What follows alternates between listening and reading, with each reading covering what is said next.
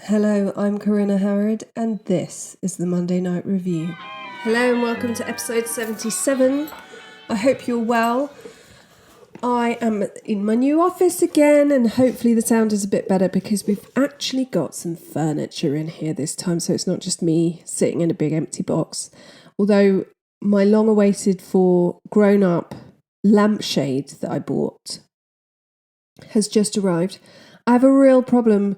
My husband calls it a Lilliputian problem. I have a real problem buying stuff off the internet, and I have bought a lampshade. Wasn't cheap, not the right size. So that is great. I'm really happy about that. I was going to have a grown-up lamp with a grown-up lampshade, and that's it. It's completely the wrong size. So great. I'm happy about that. This week's episode reminded me full on of that fight scene in Anchorman, surely one of the best films ever, where afterwards they're sitting in Ron's office and he says, boy, that escalated quickly. I mean, that really got out of hand fast. This is not going to be a short episode. I thought it was. I was actually like, is there enough here for a full episode, or is it just going to be a mini-sode? You're going to need a really big mug of tea for this one, or coffee, depending on whichever you choose to have. I don't have either because caffeine, or maybe it's just coffee, makes your mouth make clicky noises. I've had it on good authority from someone who records audiobooks for a living. No caffeine for me until after I've done my homework. This episode is quite full on. I, of course, want you to listen and enjoy and love and share with your friends every episode. But this one's a lot. So I'm giving you a warning now. And I will try and give you trigger warnings before the really bad bits. And I would say if you made it through Richard Ramirez, you're probably going to be okay. If you've made it through Richard Ramirez so far, every episode of the Monday Night Review should be okay. He's the worst. But today, we are going back on the London tubes. We are going to Baker Street. Now, I bet lots of you know Baker Street, even if you don't know about the London tubes, because it is where the fictional character Sherlock Holmes lives. Now, I bang on about it being fictional because my maiden name is Holmes, and I used to have to say to people over the phone, Holmes, as in Sherlock, and then people would understand how to spell it. But one person genuinely quizzed me as to whether I was an actual relative of Sherlock Holmes, which ended in me saying, well, as he's fictional and you're speaking to me in real life, no. But we're not going to talk about Sherlock Holmes today. I mean, we just did. We're not going to talk more about Sherlock Holmes today. Today we're going back to London in 1942, and we're going to talk about the Blackout Ripper. As the name implies, he's not a nice guy. So London in 1942 had other things going on. Don't know if you're aware of them. Blackout restrictions had been in place since 2 days before the outbreak of the Second World War, and it's a sensible defensive strategy against the threat of German air raids. London and all British cities had to switch off all streetlights. Public buildings and private houses were issued with blackout material to cover windows and doors. And during recent COVID lockdowns, I lived in London. I used to walk my dogs around London at night because I was infuriated about the number of people who started jogging. Like, the streets of London were not empty where I was living, and this made me grumpy. So I, not to add to the swell of people, would walk my dogs at night until one night I realised just how eerily quiet the streets were at night. Obviously, everyone was jogging during the day. And I thought those who are up to no good won't care about lockdown restrictions. So I just felt, as a woman walking alone, I felt very unsafe. So I stopped walking at night, and we still had streetlights on there, and everything was lit up. So it was with blackout, except obviously everywhere was dark. You weren't even allowed to strike a match outside. It did make it harder for them to aim the bombs, but recorded crime in England and Wales rose by 57%, including murder, rape, robbery, and burglary. It's terrifying. It must have been just really eerie to be wandering around somewhere that's so light all the time because of street lights, because of building lights, just completely black. To make matters worse, the majority of those left behind were women, children, the elderly and infirm, making easy targets for those with nefarious plans. Anyone wishing to carry out a crime could do so in the knowledge that the victim, should they survive, would never really be able to identify them because it's the dark. The bombing had started on the 24th of August 1940 and carried on until May 1941. The Blitz started with Black Saturday on the night of the 7th of 8th of September and continued for 56 consecutive nights, resulting in the deaths of 5,730 Londoners, with a further 9,000 more injured. It must have been emotionally exhausting. For some women missing their husbands and the income they provided and wanting some money for fun or just to support their family or get by, they turned to sex work to fund it. Not only were there plenty of servicemen in London looking for female company, but in January 1942, 4,000 American soldiers arrived and wanted to enjoy, I'm using quote marks, the bright lights, which obviously weren't happening because it was blackout, of London while on leave. Some of these women worked in brothels, some worked from the street and others from their flats. The US servicemen gave these women the nickname the Piccadilly Commandos, but many of these women, working out of financial necessity, would end up being controlled by pimps or gangs. It's always the way. Also meant crossing the line of social respectability, and those who disappeared or died under mysterious circumstances were blamed for leading lives that put themselves at risk and often couldn't report stuff to the police if they were attacked or assaulted because the police didn't really care. It also, once you had turned to sex work, it limited the amount of other work you could get because it would be on your work record and you would be ostracized. But for a lot of people, they didn't know when the war was going to end, when blackout was going to end, if they were going to live through the night. There was this feeling of sort of living like the world was going to end quite often. So servicemen were looking for sex workers. They were obviously heading to the unknown. And these women who were doing this drudging work during the day or unable to feed themselves wanted to go out and have fun. Now, the bombing was very bad in London. Some people had Anderson shelters made from corrugated iron in their gardens, while about 177,000 people sought shelter in one of the 79 London Underground tube stations. There's also a number of large street-level air raid shelters built across London, including one in Montague Place, Marylebone, and they were prone to overcrowding, poor sanitation. They were not particularly pleasant, but if an air raid siren went off and you were near one of these shelters, that's where you went.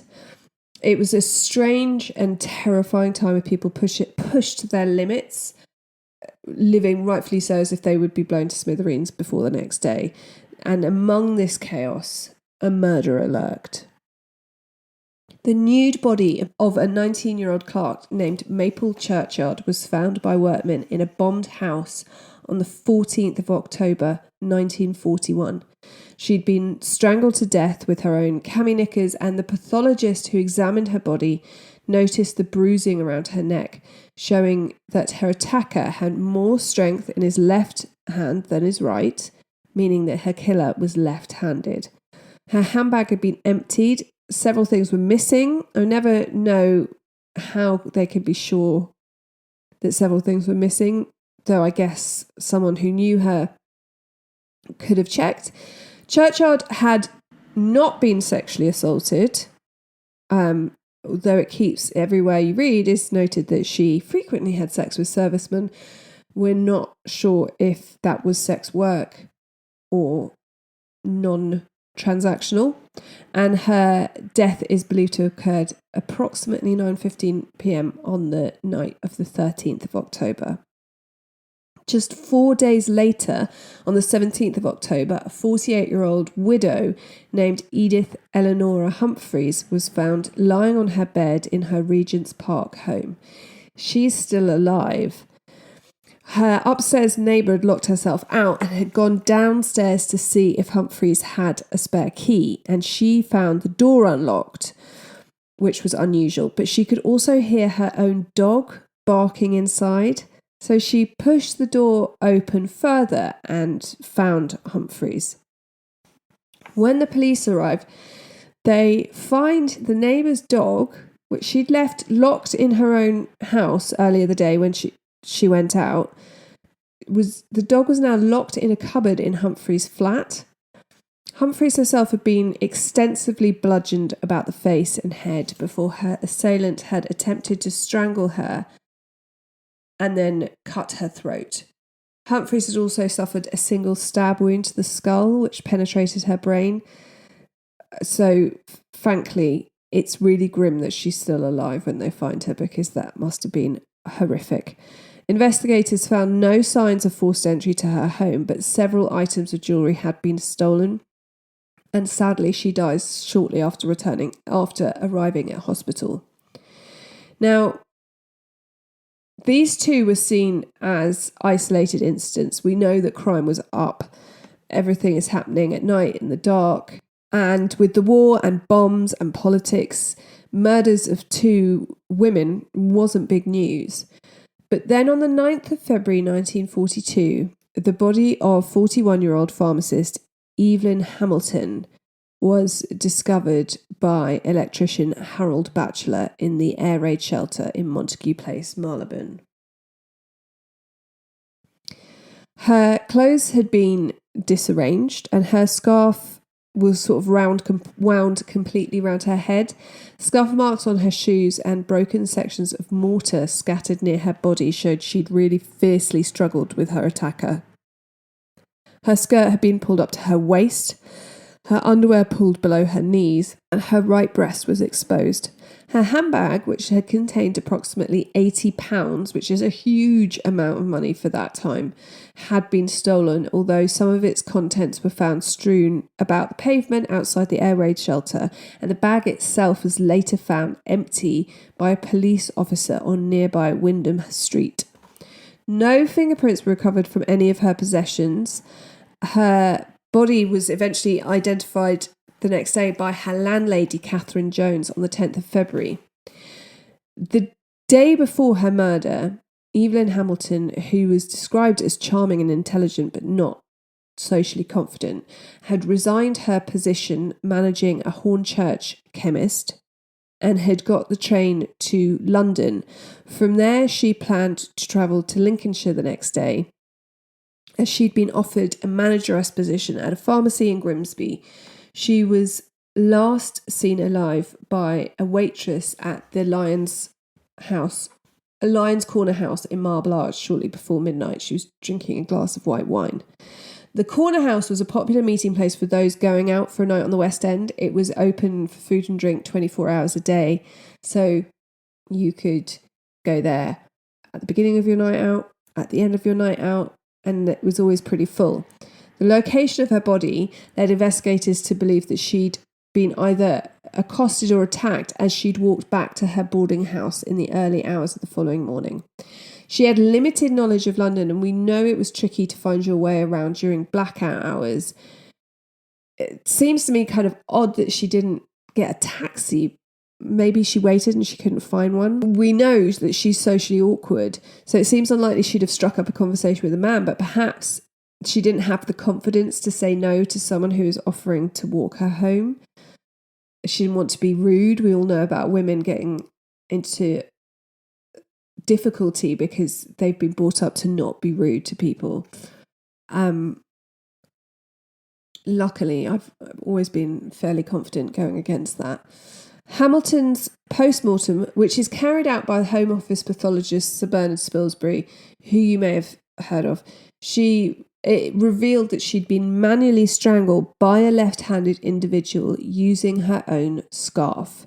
She'd not been sexually assaulted, though she did have numerous small cuts and scratches to her right breast, which had been exposed, and a cut measuring 1 inch had been inflicted to her left eyebrow.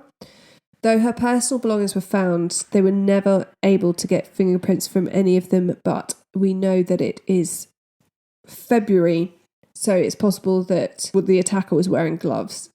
London in February can be pretty cold. Now, I should mention that Sir Bernard Spilsbury performs pretty much all the autopsies in this case, and it was a bit of a celebrity at the time, having transformed the way that murders were investigated by the police and making it less likely that crime scenes would be contaminated. By 1942, though he'd suffered numerous personal tragedies and wasn't as sharp as he used to be, we will cover him in a mini-sode that I do on Patreon at some point, because he's quite an interesting, important person in British crime. But with Detective Superintendent William Brown, the head of the Metropolitan Police's murder squad, he came up with what would become known as the murder bag. So basically, he'd gone in the 30s to a crime, it might have been the 20s, to a crime scene and discovered that police were not using any gloves, they were walking everywhere, they were picking stuff up, and he was really shocked.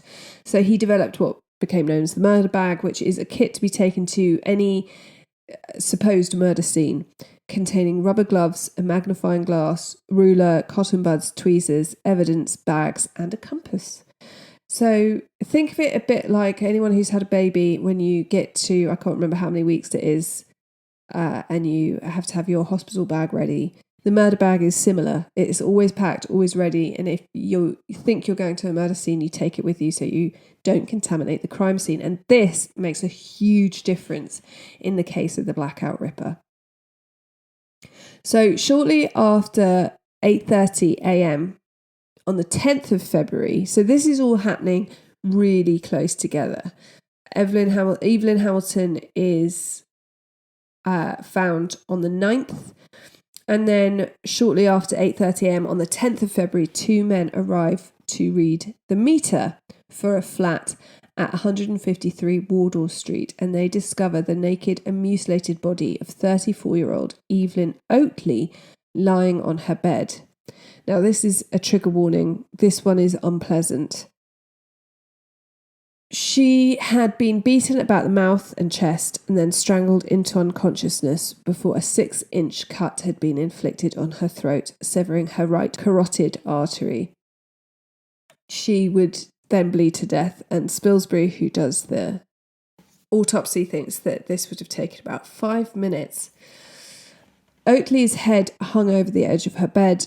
Her abdomen, genitals and thighs had been extensively sexually mutilated after death, with her attacker using a safety razor blade, a piece of broken mirror from a compact taken from Oatley's bag, and a handheld tin opener taken from the victim's kitchen.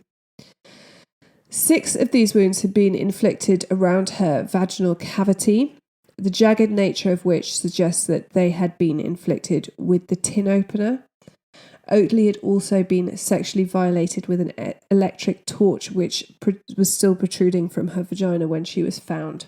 A pair of blood-smeared curling tongs was also found close to her body, and a blood-stained razor blade lay on the left side of her head. In addition, the contents of Oatley's leather handbag were strewn across the floor of the bedroom, and 7 unused Gillette safety razor blades were recovered from the small nightstand beside her bed. The door to her flat had been closed but not locked, and no defensive wounds were found upon Oatley's hands, nails or arms. Detective Chief Inspector Frederick Cherrell, who was the world's foremost fingerprint expert of the day, was able to determine that fingerprints recovered from the bloodstained tin opener and on the broken section of mirror indicated that her murderer was left-handed. No match for this set of fingerprints could be found within the police fingerprint bureau, meaning Oatley's murderer had no police record. By the time Cherrell retired in 1953, he would have got over 1 million fingerprints on file. He is Mr. Fingerprint. So, Evelyn Judd had been one of the famous naked windmill girls at the Windmill Theatre in London, and she had married Harold Oatley, becoming Evelyn Oatley, who was kind and hardworking and was not put off by her rather non-traditional past. Women at the time were expected to be virgins on their wedding night, and Evelyn disclosed her previous sex life to her husband, and also that she had had a child which she'd given up for adoption. And he didn't care. He loved her. He wanted to marry her. And the marriage was happy and stable and everything that Evelyn had thought she wanted, but she missed the bright lights and glamour of London, and so left her husband in their home in Blackpool and returned to London. They remained on friendly terms. He visited her in London and she seemed very happy to be back in the city. I think if it hadn't been working out, she probably could have gone back to Blackpool. Evelyn Oatley worked as a nightclub hostess. Her days as the windmill girl had gone. She'd been replaced by younger models. How familiar does that sound? And so to supplement her unstable income, she turned to sex work using the alias Lita Ward. Late in the evening of Monday, the 9th of February, 3 eyewitnesses later informed investigators that Oatley had been approached by a young, clean-shaven and mustachioed airman with chestnut brown hair, approximately 5'8" tall, and he'd gone up to her outside a restaurant in Shaftesbury Avenue late in the evening prior to her murder. According to these witnesses, Oatley had asked him what kind of girl he liked, and he had simply replied, "I like blondes." Oatley was last seen alive by one of her neighbours, who also lived at a flat on 153 Wardour Street named Ivy Poole, and Poole had seen Oatley enter the stairwell to the property with a man matching the description given above at around 11:40 that night. According to Poole, shortly after midnight, she was awoken by the sudden increase in the volume of Oatley's radio, but didn't really give it much thought and went straight back to sleep. In the early hours of Wednesday, the 11th of February, a 43-year-old sex worker named Margaret Florence Lowe was murdered in her flat at 11 Gosfield Street in Marylebone.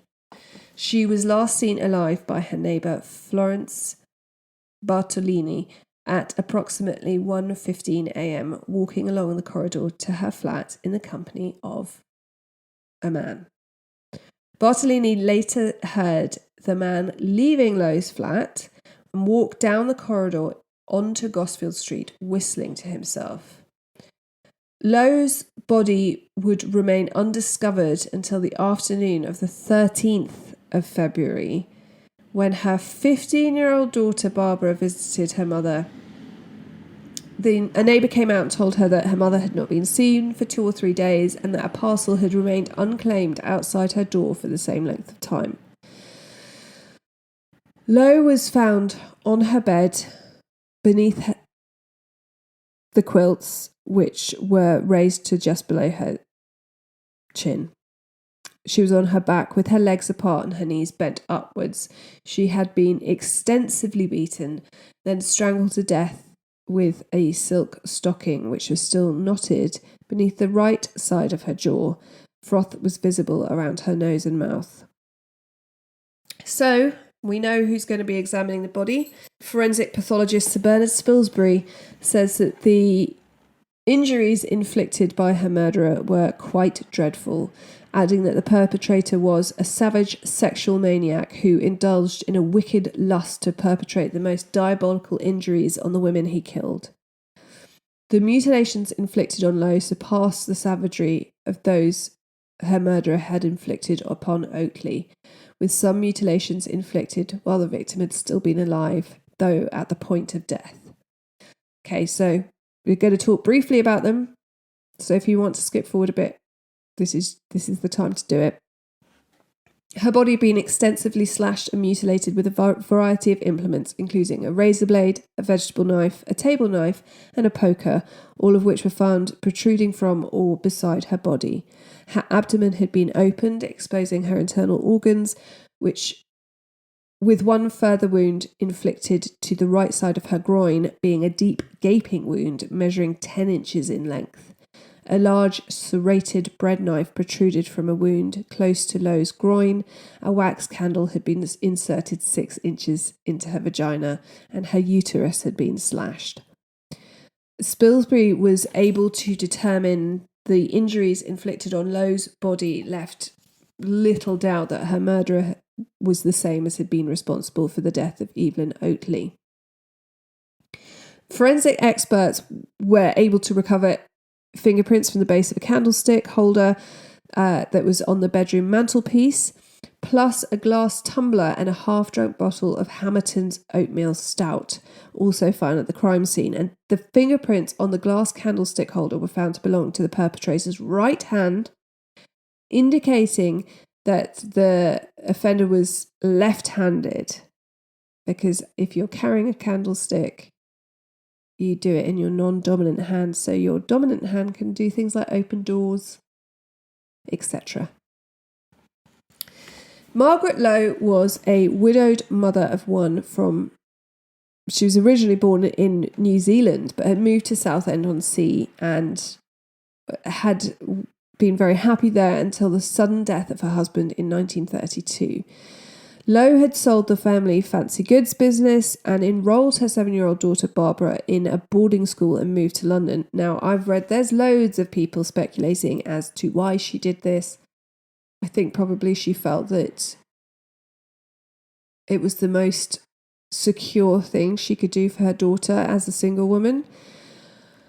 She worked as a house cleaner in 1934, but hated doing it so much that, using an alias Peggy Campbell, she began to engage in sex work.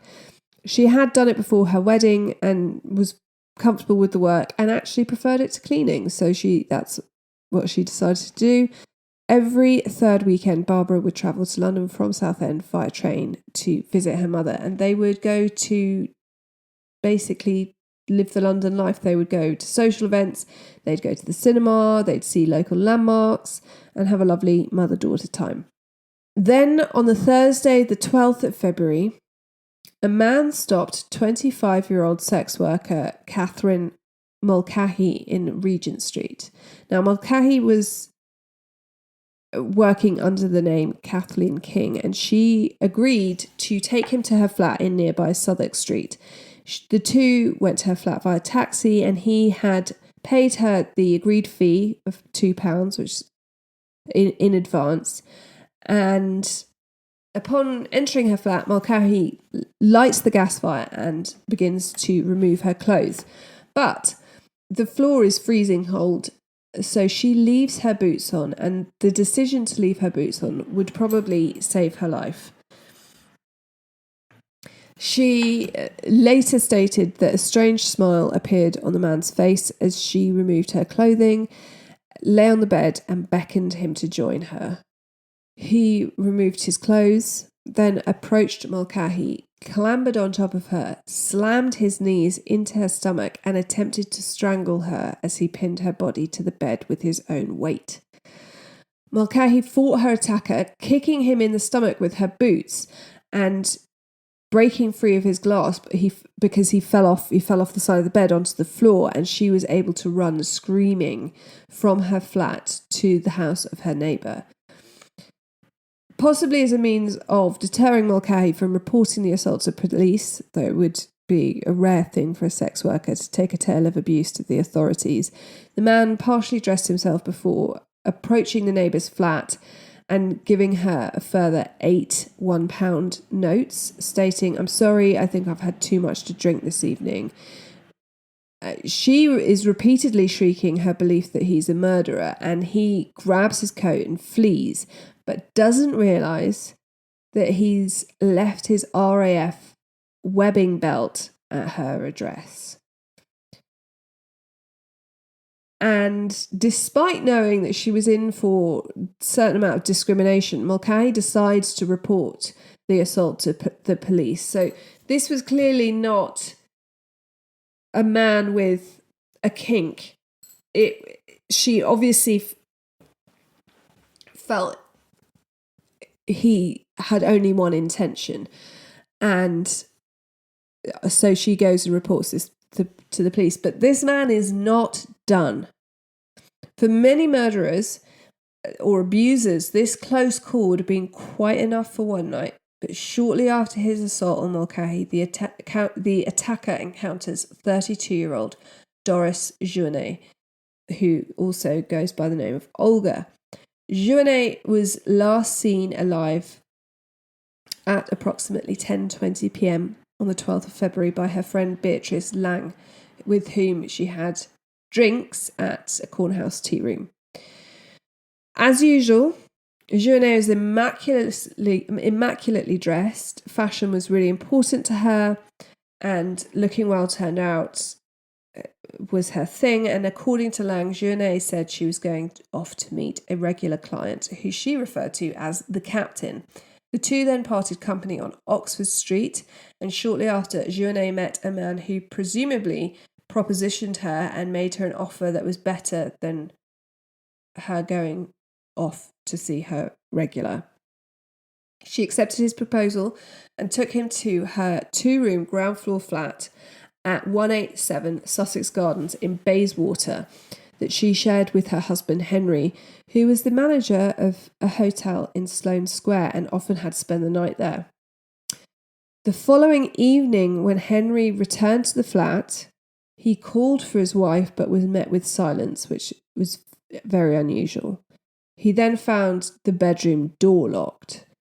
Now, at 67, he's not strong enough to break it down. He unsuccessfully attempts to pry the door open, and when this doesn't work, he goes to his neighbour. Luckily, his neighbour is one of the few people who has a telephone, so he calls the police and they send Constable William Payne. Now, urging the now distraught Henry to remain in the hallway, Payne breaks down the door and sees the electric fire is on. He reaches over to switch on the light, and when he does, he sees the body of Doris Jouanet, naked except for an open-backed nightgown, lying diagonally across the bed with her left hand placed between her legs. A silk stocking is knotted around her neck. Payne keeps his shit together, exits the room, telling Henry, "I must advise you not to go into that room." And he then goes back to the neighbour with the phone, calls the Paddington police station to request the station officer alert Scotland Yard's Criminal Investigation Department and the divisional surgeon. So Divisional Detective Leonard Clare arrives at Sussex Gardens just after 8 o'clock at night to examine the body. This is your trigger warning. This one's unpleasant. He found that Jouanet's jaw had been broken, possibly by a punch. There's no open wound, so it doesn't look like she's been beaten with something. And then she had been strangled with a stocking that's knotted beneath the left side of her chin. Her abdomen, genitals, left breast and thighs have been extensively mutilated with a razor blade and a knife in a similar manner to the bodies of Oatley and Lowe. At one point, the attacker had left the bedroom to find a potato peeler from the kitchen and had used that to carry out some of the mutilations. One of the wounds inflicted was a 6-inch vertical gash extending between her navel and genitalia. Another wound inflicted to her vagina measured 6.5 inches. Furthermore, the flesh beneath her left breast had been carved away, and this is not found at the scene. So it's presumed that the murderer had taken it with him. The knife used to mutilate Jeunet had been placed on her thigh. For the first time, they find 2 used condoms which were lying on the floor beside the bed. Had he had sex with her twice before murdering her, or were they used afterwards or during some of the mutilation? That we're not quite sure on. A gold watch and approximately £5 had also been stolen from the flat. So Spilsbury conducts Jeunet's autopsy at the Paddington mortuary on the 14th of February, and sadly her death had involved a lot of suffering. By examining the spillage of blood from Jeunet's wounds, Spilsbury was able to determine that Jeunet had been strangled to the point of death before her murderer had first mutilated her breast and left thigh as she died. All her other wounds had been inflicted after death, and Spilsbury noted that the murderer had exercised a degree of calculated restraint when disfiguring the victim above the navel, but that he'd worked himself into an evident frenzy when mutilating her genitalia and thigh. Now, I hate speculating because I can't read everything about every case, but to me, he doesn't seem to be that interested in having sex with Mulcahy. He doesn't seem to be that interested in having sex with these women. But here they find 2 used condoms, which makes me wonder if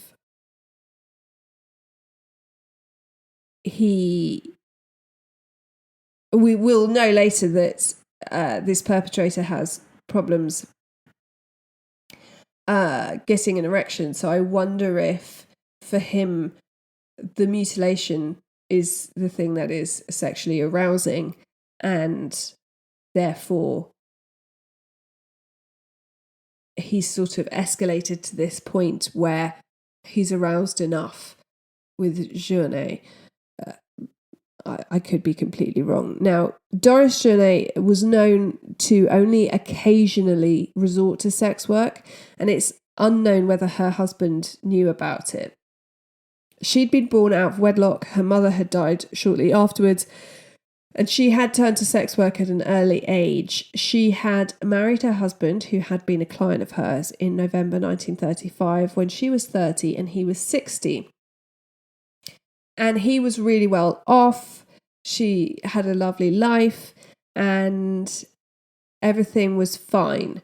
She had said to her friends she would only sell sexual favours when she needed a few extra shillings to supplement the money given to her by her elderly husband, and only when he was away for the night with work. And she hadn't needed to do this until the start of the war, because the annuity her husband received from France had stopped coming in and he'd had to return to work. So they'd moved around a bit with his work, and he then became manager of a Sloane Square hotel. And this was difficult work. Working in the hotel trade in London during the war was not ideal. There's no money for luxuries, no tourism. Any boats heading for Britain was considered fair game by the German submarines. So there's basically, it's a tough job. And he would quite often work nights. So he would have supper with his wife and then go back to the hotel and then come back the next evening for supper. Now, the night of the 12th of February, Jeunet had walked her husband to the tube station, and then, rather than returning home, she'd gone out to the West End with a plan for making as much money as possible. And we know that at some point, she meets her murderer.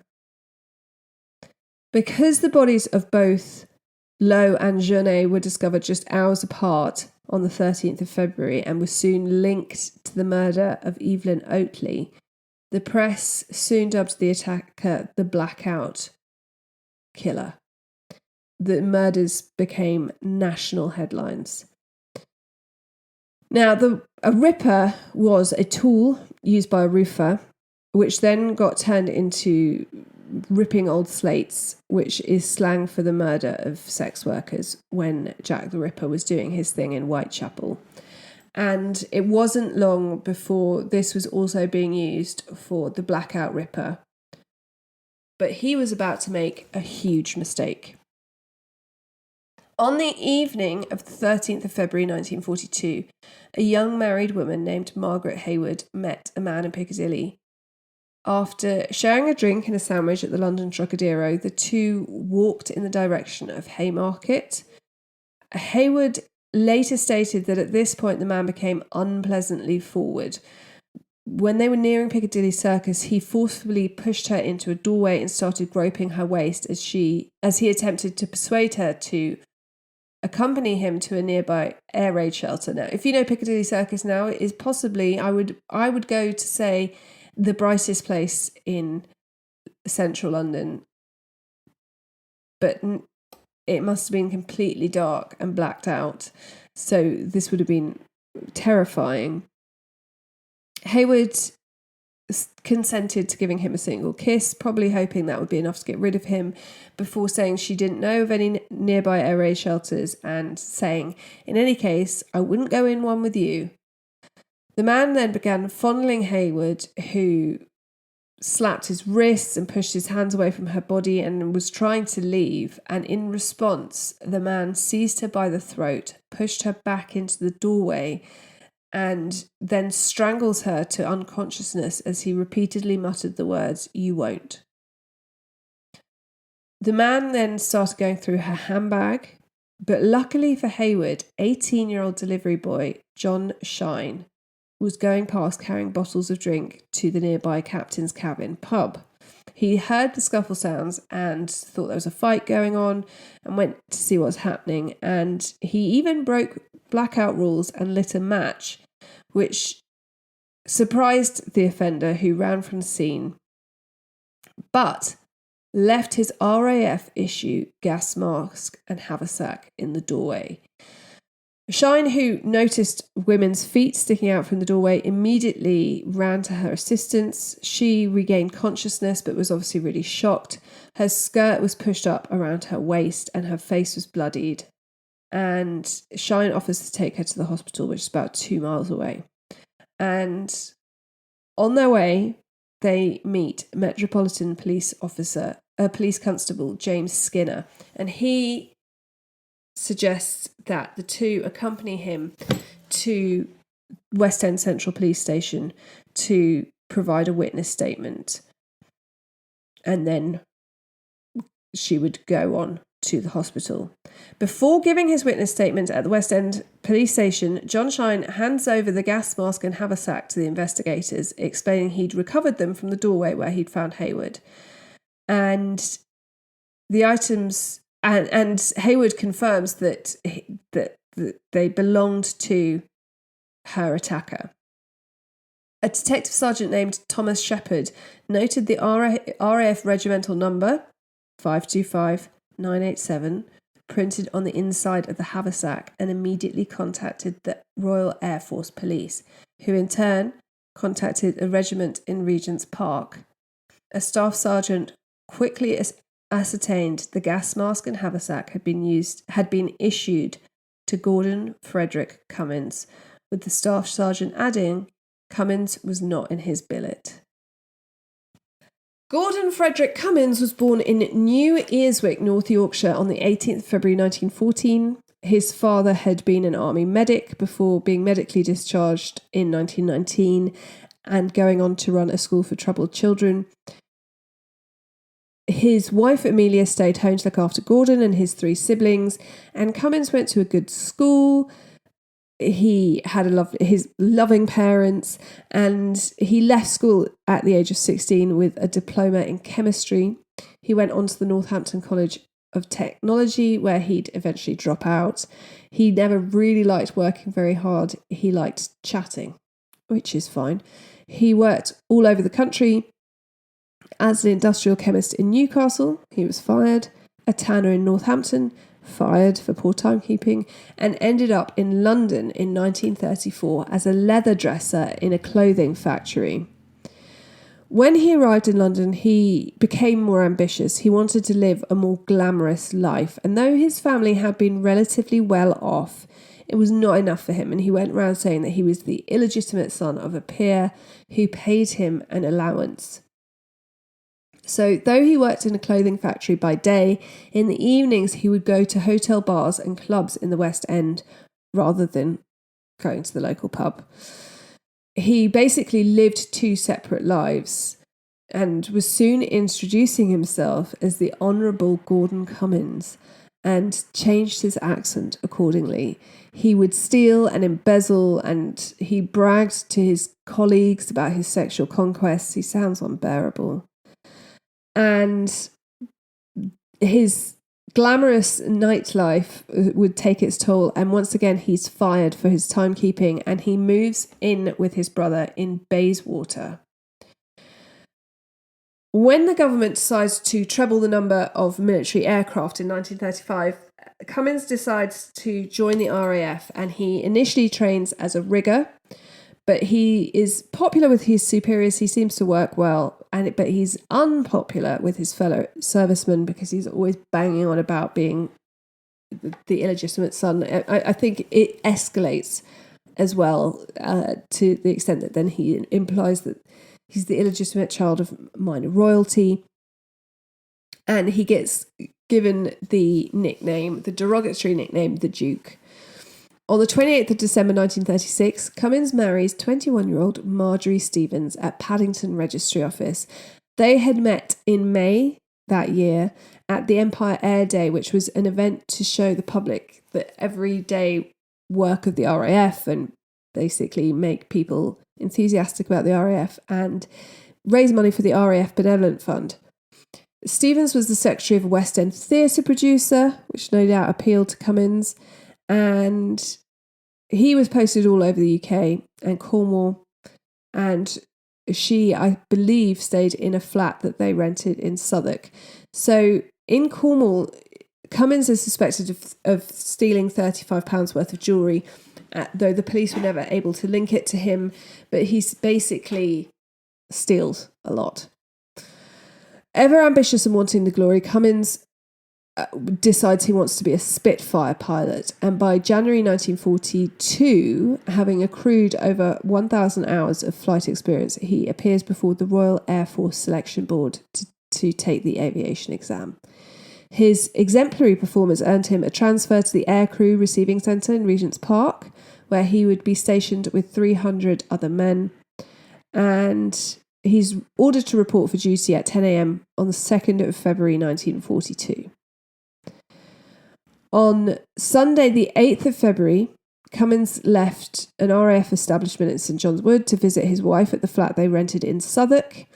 He borrows a £1 note from his wife, which is about £52 as of 2022, saying that he was going on a night out in the West End. He leaves home shortly after 6:30 p.m. We don't know very much about his relationship with his wife, Marjorie. She maintains that he is innocent the entire time.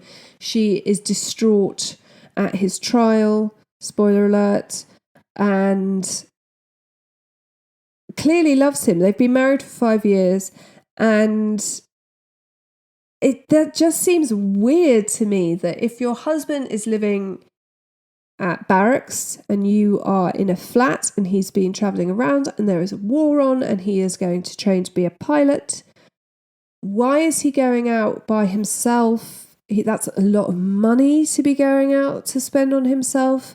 I don't know. I'd be a bit like, can we not go and do something? I haven't really seen you. And the thing is, she obviously likes him. It's not like she's like, yeah, take my money, go and have a good time, be out of my hair. So I have questions about that. Now, immediately after his attack on Hayward, Cummins visits a nearby pub and he realises that he has left his gas mask and haversack at the site of the attempted murder, and that his service number is printed inside his haversack and can therefore be traced straight back to him. So he steals another man's gas mask and bag and then returns back to his base. So his first interview with the police is on the 14th of February, when Detective Sergeant Shepherd questions him in relation to the attack on Margaret Hayward. And Cummins is very vague. He implies drunken memory loss, saying he'd had a few drinks with a colleague at the volunteer pub at Baker Street before getting a taxi to Shaftesbury Avenue, going to some more bars, having more drinks before meeting a woman who was sitting on her own. Now, in this first interview, he says she was Margaret Hayward. And he says he has vague memories of walking through the West End with her before ending up at Piccadilly Circus on his own.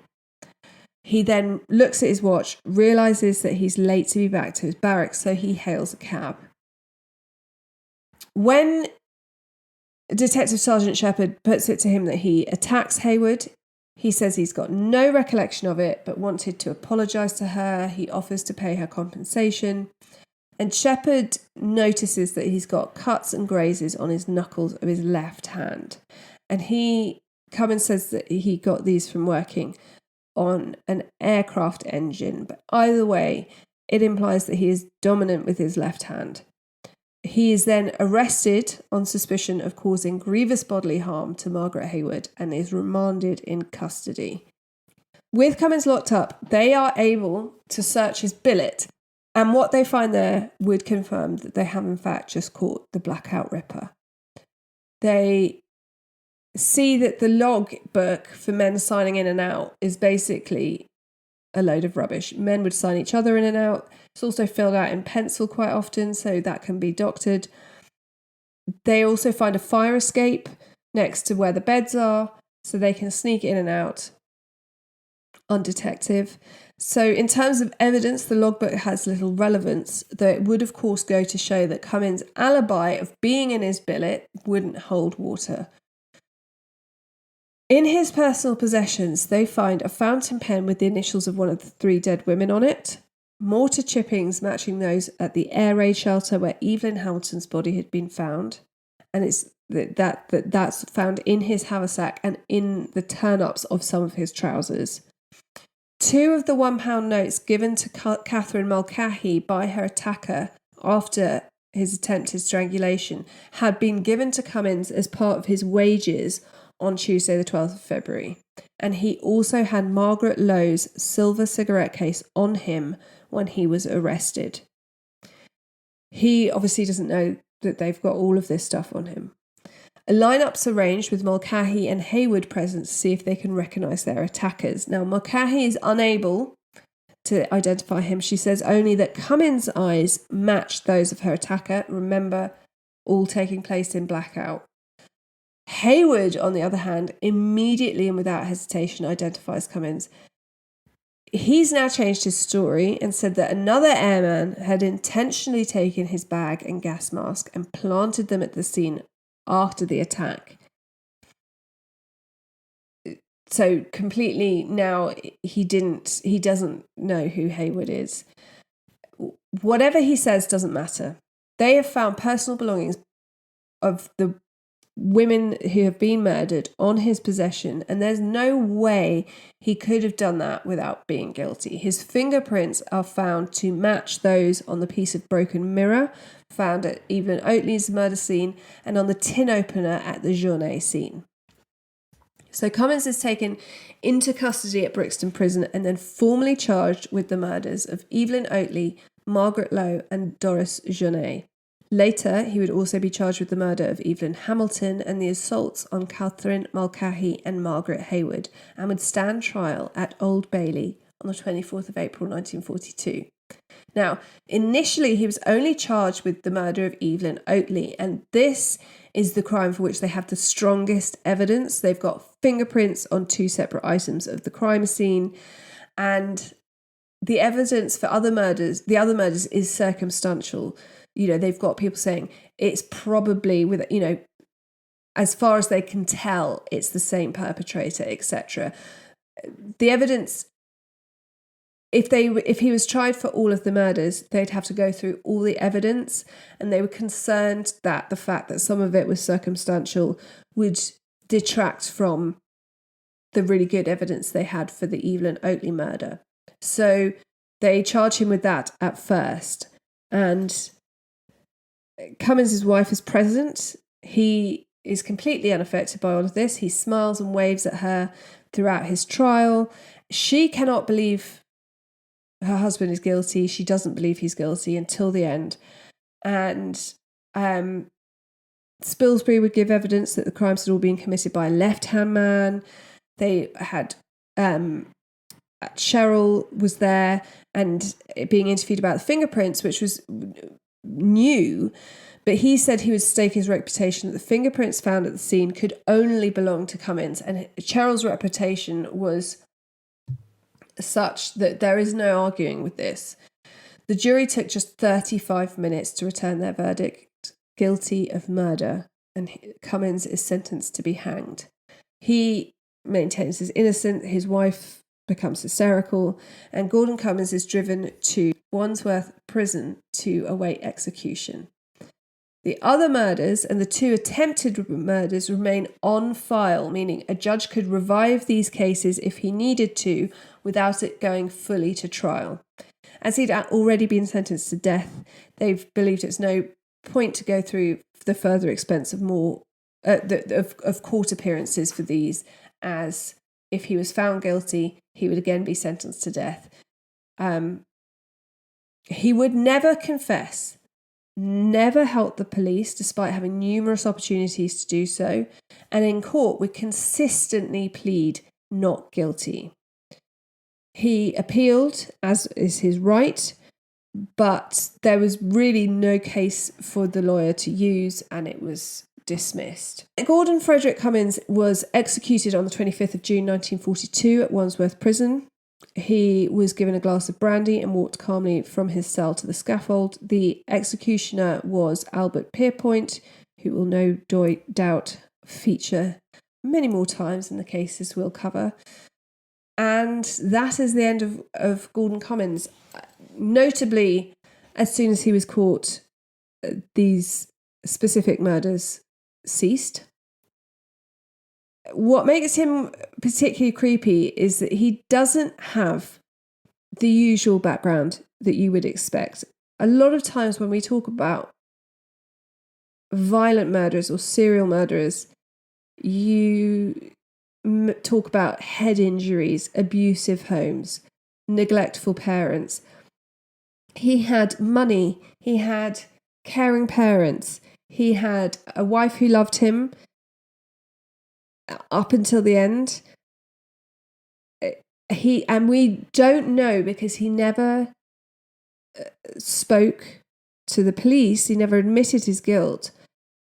We don't know what suddenly flipped in his head to make him start these brutal attacks.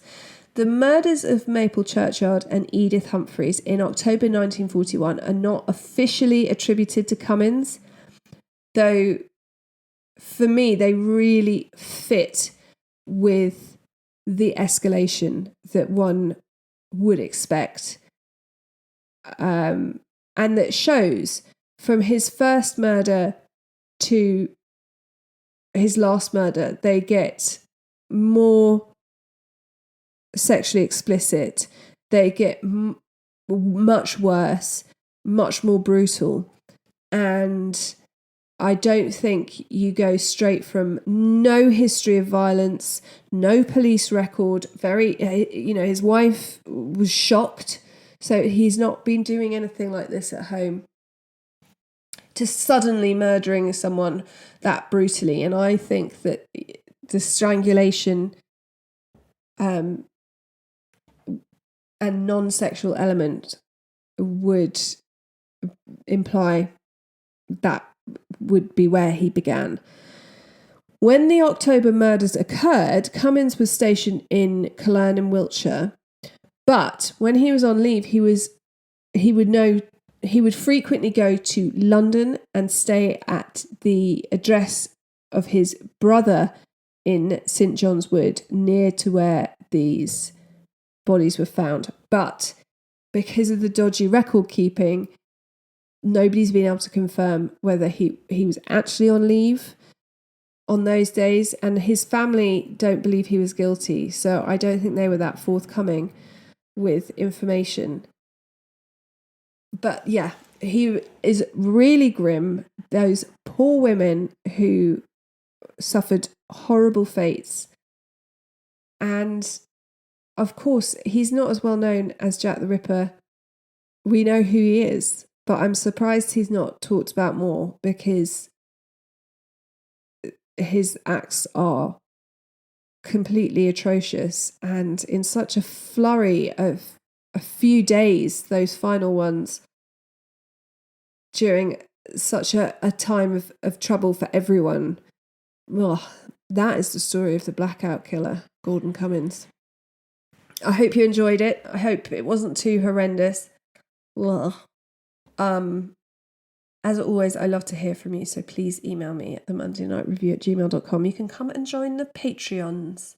Lovely, lovely Patreons who get mini-sodes, extra stories, and when I finally find someone I approve to print my t-shirts, you will get first dibs on merch and you get discounts, etc. So you can find us on Patreon, The Monday Night Review. You can find us on social media at The Monday Night Review. And I love to hear from you. So just send me a message or email. And until next time, be kind, stay safe, and always check the back seat before you drive, which I had to do the other day because I left my car unlocked and it was dark. So I did some extensive checking at the back seat and there was no one in it.